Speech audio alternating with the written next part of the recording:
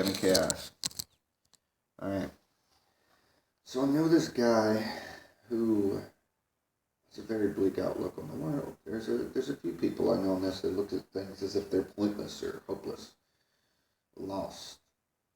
And in certain circumstances, they're right to feel on the losing end of a battle.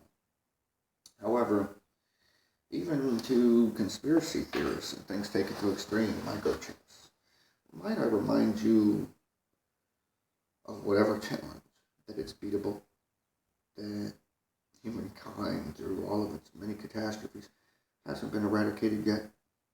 The end of the world hasn't happened. And even with whatever oppressive system you have, if you're in a hospital, if you're in a bad relationship, if you're codependent, if you're stuck in a bad marriage, that no battle is unwinnable. And some people think of life as a game that they've lost. I often compare life to a chessboard. But look at it like this. You kind of have to play the game one way or another. And instead of being sad about the game or seeing it as impossible to win, as new slaves, like slave is a word that comes up. Were you a slave when you were a child and you played checkers? I mean, it had a set of rules, and you had to go by those rules to play the game, and you either won or lost. But were you a slave just for playing the game? Wasn't there a way out?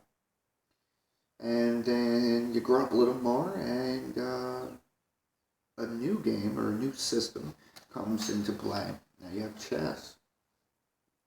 Were you a slave when you played chess? And chess has some very fundamental logical rules. Always think 3 moves ahead. Know your opponent. And I would say that parallels real life. You need to be ever alert and ever aware. There are good guys and bad guys. There are white pieces and black pieces. Not to say that those are the same thing as good guys and bad guys. I need to clarify in this modern world. You know, there are different armies, different movements, different types of people. But nothing is a lossless battle. All it takes is one wrong move, impulsive decisions, emotions, explosive responses. I always say, act, don't react. So, you're not a slave. You're a slave to circumstance, perhaps.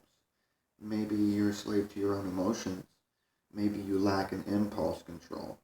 But all of these things are beatable. And I'd like you to think about as you enter into these thought processes of feeling trapped.